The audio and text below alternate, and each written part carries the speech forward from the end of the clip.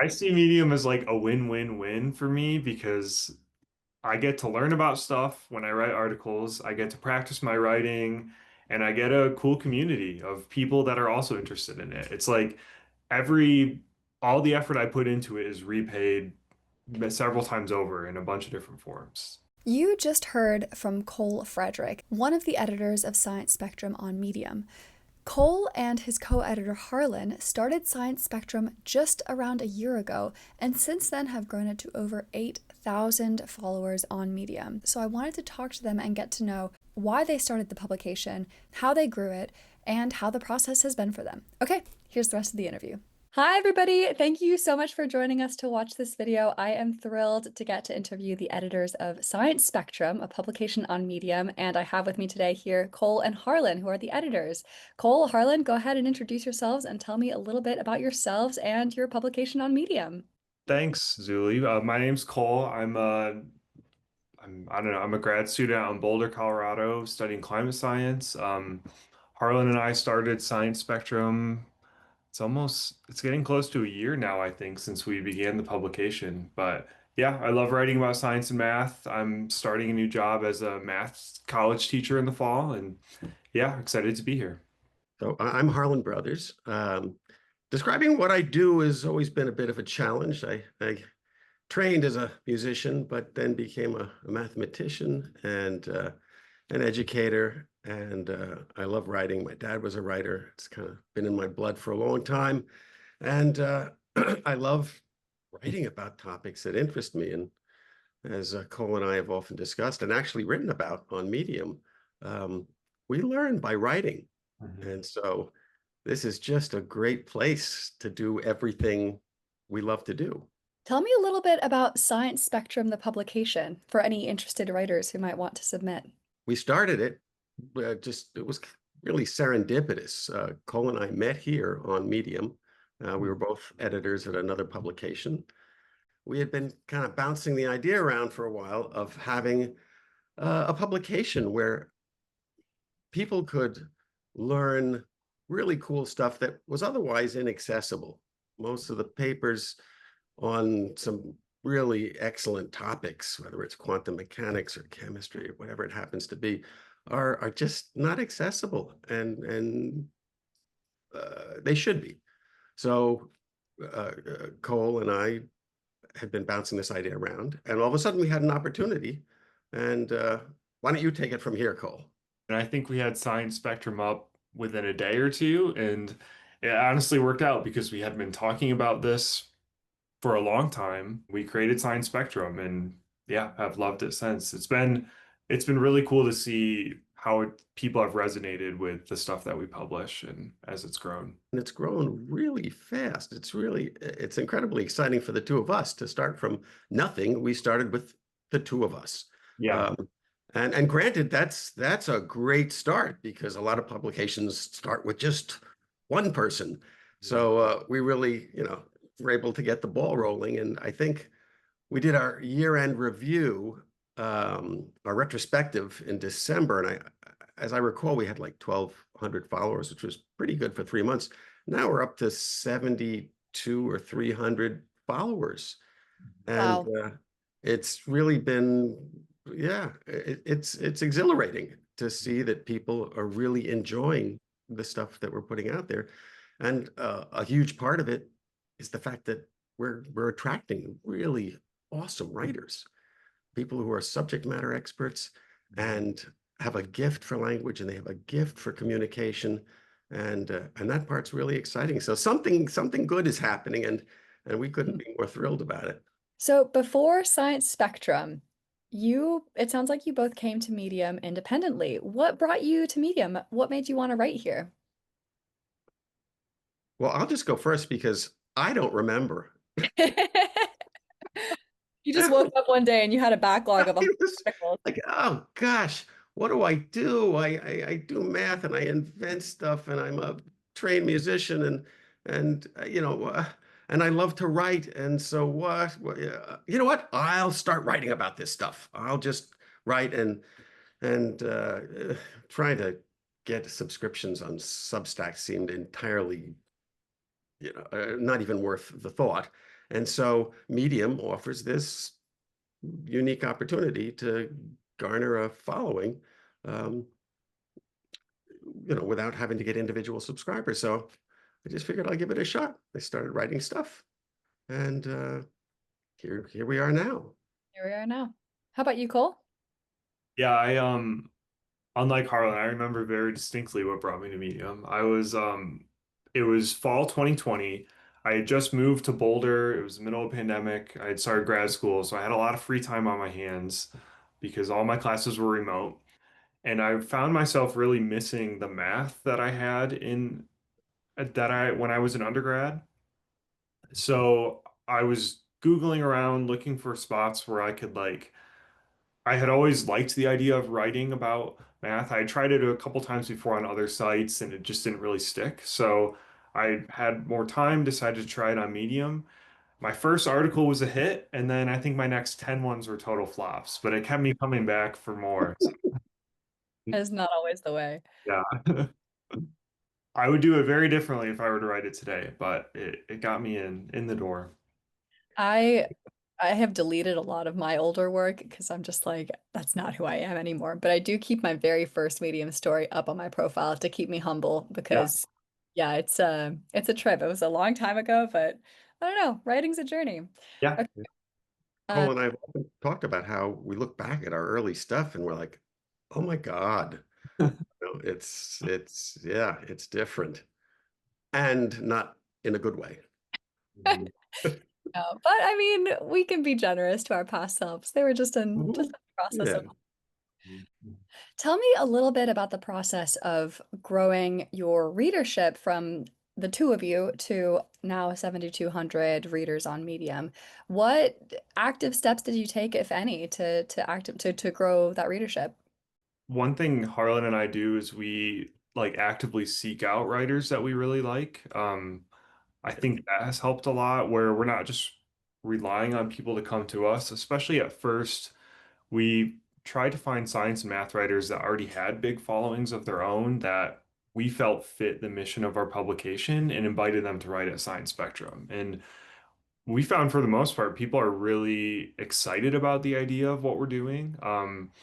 We Most writers are they like the idea of writing for us. They can keep submitting, and I think a lot of it is the editor-writer relationship. Like if we can get authors to keep coming back, that's a whole new audience pool that we can pull in to our publication. So I think that's been a big part of it.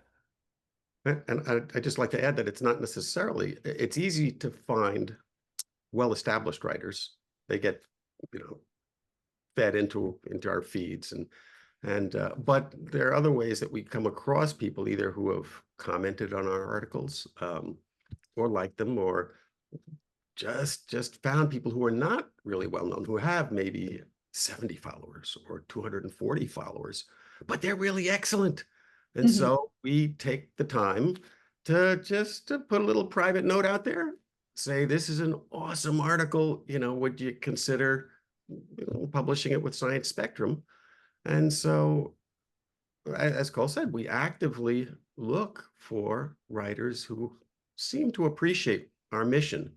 Um, and that, of course, makes our job a lot easier Mhm. because we don't, it's not to say we're exclusive, but uh, we're not like a writing workshop type of Mhm. pub where we claim, well, we're the ones, the wizards who will lift you up, and we're very active about what we do.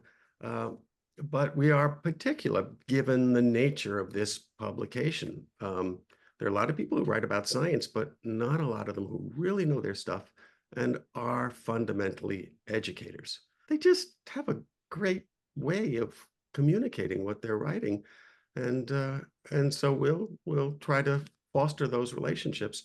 And generally, the way that works, because we do, I don't want to say that we don't help get grow writers. And generally, once again, it's a very organic process. Cole and I I mean, the fact that we found each other here is just awesome. It's a one day it'll be a Medium success story. The two of us will write about how we met here and became great friends, and but we really work organically, and so we'll find writers. A lot of the writers we do find do apply. We have a, come write for us story, and we can tell often from the nature of the response whether it's going to work or not. Mhm. Please add me doesn't work. Yeah. Mhm. If we can tell that they haven't read the actual article, it's a waste of time. But sometimes we get really, really good people there. And sometimes we're not exactly sure, but generally either Cole or I will kind of naturally take one of them, take somebody under our wing, so to speak. Just in that we're willing to take that extra time with that writer Mhm. to try and foster the kind of sense that we're looking for this particular publication. If you're looking for a new writer to join your publication, what's your process to go find them? I feel like I just already I follow a lot of just like general science and math tags. So honestly, most of the time when I find a writer, it's through just like my For You front page, and I'll notice that they're not publishing through any publication. Mhm. I find there's a big distinction between math and science writers that their article almost reads like a textbook Mm. versus math and science writers who their article could be like a chapter in a pop science book or something. And I really try to find the second category of writers. Or if they're like maybe in between, then it could be someone like, all right, we could work with this person and get them to the like more narrative engaging article type. But yeah, a lot of it's pretty natural actually. It's usually just in my main Medium feed. On that subject, one of the things that Cole and I have often talked about is the importance of engendering a sense of a journey. That idea of telling a story, of getting somebody on board, and then you can dive in deeper and further and take them someplace. That's that's the sense that I try to work with, and that we generally like to see in our writers. Um, doesn't necessarily come easily, but we find that it's a really effective way of teaching, of writing and teaching. Yeah, bringing the reader along for the subject. Yeah. And that can take many forms too, in terms of how fast do you dive in. Um, you can do it with additional links to let them get further information. One of the things I've been trying lately is to put in a section for people who are really not familiar with something, but do want to learn what this is about. Put in a little section of background, but include a link that says, if you already know about this, skip ahead. And you can click that link, jump down a couple of paragraphs to kind of the meat of the article. And Mhm. so we're experimenting with different ways of making sure that whoever tunes in can learn the cool stuff. Once you have a writer that you have picked out and you want to work with them and they submit something that isn't 100% to the standards that you want to give to readers of Science Spectrum, what's your editing process like to help the writers get that story to that place where they can take the reader on the journey, where the reader's going to come away feeling like they've understood something really cool and really interesting that they wouldn't have known otherwise? Yeah, we're not going to write the story for them. And some people get it and some people don't. And, we're not always successful. We don't expect to be.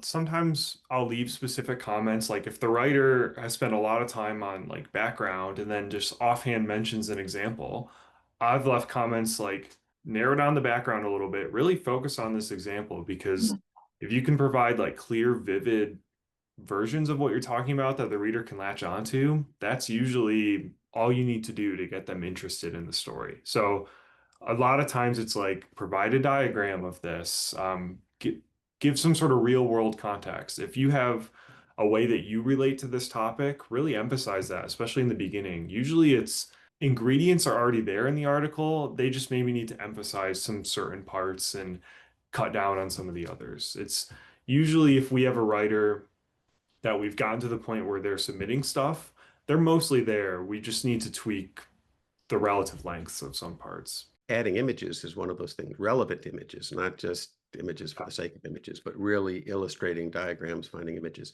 Um, Hmm. is important. Yeah, for sure.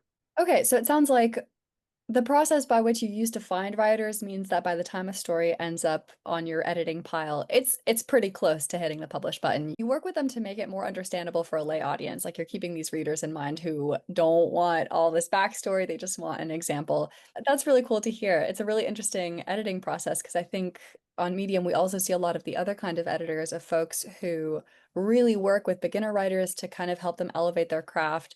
But I think for a publication like Science Spectrum, it sounds like you're working with people primarily who already know how to tell a good story. You're just helping a little bit. The other part is very often they're so knowledgeable and Mm. they dive right in, and a single story is literally three stories. So that's sometimes what we share with them. It's that, this is just terrific, but you might consider just breaking this down, make this a three-part series to make it digestible, because that's what we're about, accessibility and digestibility. There's so much, there's sometimes there's just too much info. Like, yeah, you got to split it up a little bit. But Do you have any writing tips for writers who are thinking about submitting either to Science Spectrum or any publication on Medium from your perspective as editors? Actually, I have one of my mentors and a really incredible professor. He was renowned at Yale, a man named Michael Frame, who worked with Benoit Mandelbrot, the father of fractal geometry. Just a brilliant, lovely man. And people flock to his classes. And he did a TED talk um, uh, after Benoit Mandelbrot died in 2010. And Michael did a TED talk. And he was talking about how he teaches, and that part of what drives him and motivates his approach is that he knows what it is to be confused. As a student, he was confused. And so he channels that in his classes and his writing. And so I think that's part of the key, to always be aware while you're writing of what might be confusing here.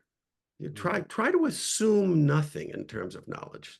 You have a little bit of built-in. You can assume a certain amount of built-in knowledge, because if somebody doesn't like math, they're probably not going to be reading your article at all if it's a math article. Mhm. You can assume a little bit, but try not to assume too much.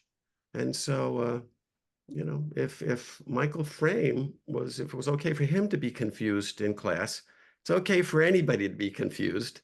And if you keep that in mind while you're writing, I think it can only help.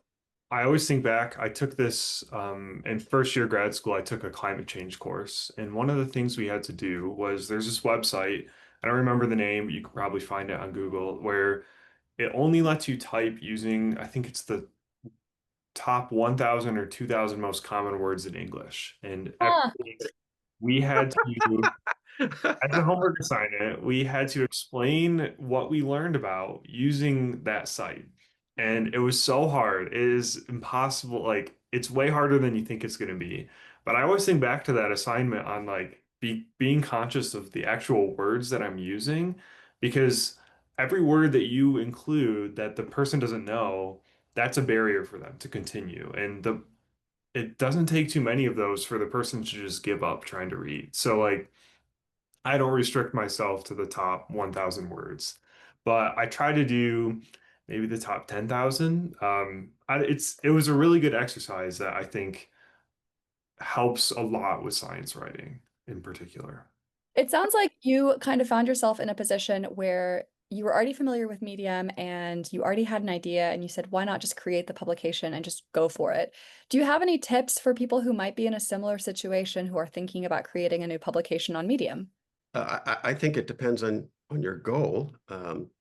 If it's simply a way to organize your own writing, and to sort of you're thinking about developing a brand, and you're not concerned about rapid growth, you just go for it. Start publishing, get out there. If, on the other hand, um, you want to make a splash, if you really want to have a publication that people are going to care about and motivates people, um, then you should do what Cole and I did, meaning find some help, man, because it's a lot of work. It is a lot of work, uh, depending on what you want to get out of it. So that's one of the reasons we think we've discussed it. In fact, one of the things that Cole and I have done, actually, right up until crunch time for his thesis, which we got a PhD here sometime in the next couple of months. We had been having either weekly or bi-monthly Zoom meetings so that we can touch base about submissions, about what we'd like to do, who we'll each work with, who we should accept and who needs work and this type of thing, even page design, ways to grow the publication. So it really helps having so if you're starting out like this and you want to go big, then it's good to keep an eye out, I think, for potential help, because having two editors really makes a huge difference. We do attribute a lot of our success to that simple fact. It's just more eyes on the work. Mhm. It's more feedback. And once you start to get popular, people start applying. You're getting a lot of applications and you want to be responsive. It's your publication. And when you have family, when you're working on your PhD, I mean, everybody has their thing. Life is busy. And so it really helps to have some kind of support there, I would say, if you want to start your own publication. For sure. Yeah, it's definitely, this would be very, very difficult if it was just me running the publication or just Harlan. Yeah, you got to have someone that can fill in the gaps when you're busy on stuff. And also, like, one thing, running a publication is a lot of work. One thing that took a bit for me to get used to was when you're just writing on your own, all your work is directly tied to like your own metrics, like your own views, your own readership. But when you're running a publication, you have to do a lot of like indirect things for your own growth and the publication's growth, that it's a bit of a different mindset from only writing your own stories and submitting them. Yeah, it just takes some time to get used to. Why do you keep going with your publication? Why do you keep editing it? What's the reward for you? Have too much fun. Yeah,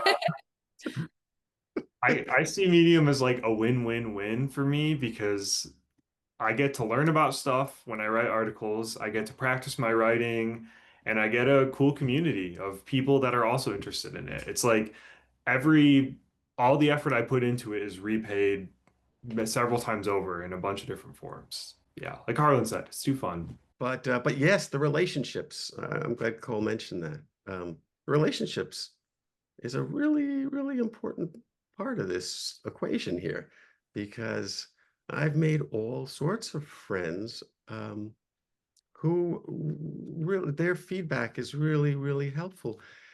And it's one thing to write about deep subjects to try and get them across.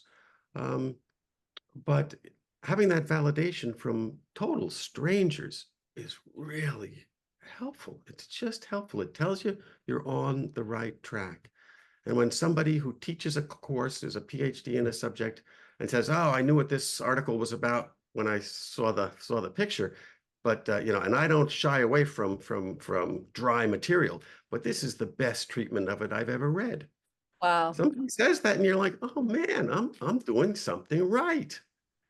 So that's really an important part, just the social aspect. And Cole and I have both made friends here who we respect each other's work. We look forward to reading it and support it, and that part is super, super cool. Mhm. I invited some of my medium friends who I'd never met in person to my wedding a couple years ago. That Oh, was, really? Whoa! you just meet people writing online that, Yeah. I don't know, you don't expect it, but they do worm their way into your heart somehow or other. I remember that comment that you got, Harlan. I don't remember which article it was, but It was on Abraham Wald. okay. Yes, the story of the mathematician who figured out why the planes that came back never had any bullet holes in the engine. Um, and in fact, that article was I got a request from a professor out in, oh, I don't remember where it was, Indiana maybe, who asked if he could use it as supplementary material in Yeah. his class on statistics. Wow. And, so that's one of the ways we'd like to go with Science Spectrum. In fact, I talked to Scott about it.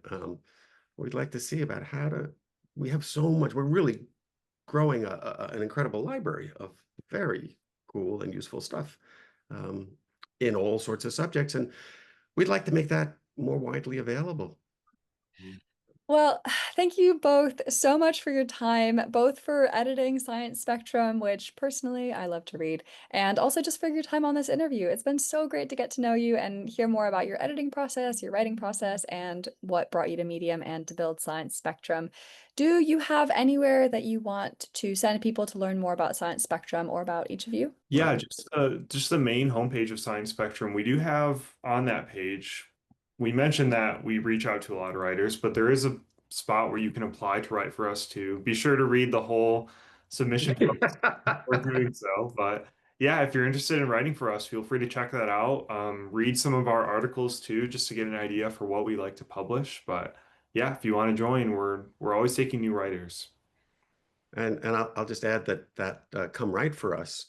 I'm not sure what the percentage of people who actually read it would be. I don't even want to venture a guess, but it does have useful information along the lines of what we were discussing earlier, Zuli, about how to write for us and just some basic writing tips, things like using the active voice instead of the passive voice. If there's a paper was written by Elgin and Barclay about how the world has become a crazier place. No, it's Elgin and Barclay in 1985 wrote a paper. Mhm. And these little things, they make a big difference in terms of engagement. And where possible, using we and our, including the reader. So many writers will, they're delivering their sermon. They are the experts and they are going to smartify you. You are going to be just so much better for reading this. But we want to take people on a journey with not just a journey, but a journey with us. Mhm. I really love all the answers you've given throughout this interview. I really love and admire how strongly you keep the reader in mind when you're doing the scouting and the editing and even writing yourselves. It sounds like you're trying to remember you're not giving a speech to your colleagues. You're talking to someone who is interested but not necessarily knowledgeable. And yeah, that's awesome. And we are in it together. Even though we might know a little bit more about this thing at this particular moment, we're still in it together, just on this journey. Awesome. I will link to that. Yeah, thank you both again so much for your time. And thank you, viewer, for watching this video. I've had a great time interviewing Cole and Harlan, and I hope you have enjoyed watching this interview as much as I enjoyed filming it. Check the video description for all the links we mentioned, and we'll see you in the next video. Thanks, everybody. Bye. Can we thank you? You can thank me if you want, or are you thanking the audience, the third wall? No, well, we're thanking you first. This is great. What an Yeah, awesome thank you. opportunity. A great idea and really fun. And I'm sure I'm speaking for both of us to say that we're happy to do this anytime, whatever Yeah. the subject might be. Yeah, it's really terrific. And it's great to be more involved in the community. And it's terrific. So thank you.